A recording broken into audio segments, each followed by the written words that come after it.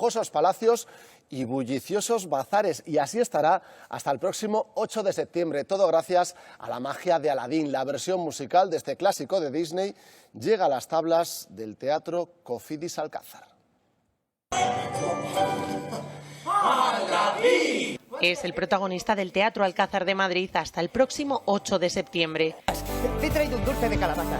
Es lo único que he encontrado que pueda comerse. Aladín, un musical genial, regresa a la capital después de triunfar en toda la geografía española. Creo que la historia funciona porque hay una historia de amor, por un lado, hay un malo muy patético, muy malo, y luego tiene la locura del genio.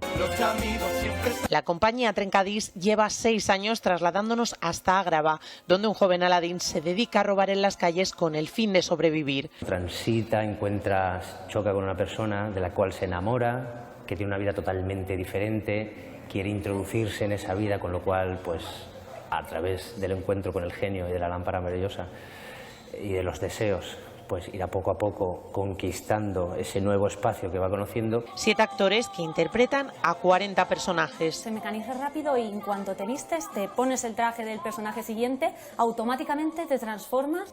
Una combinación perfecta entre la magia del cuento y la espectacularidad del musical. Se disfruta muchísimo porque ves a los actores pues llorar, reír, pasárselo muy bien, sufrir. Una mezcla de emociones que podrán vivir este verano en Madrid.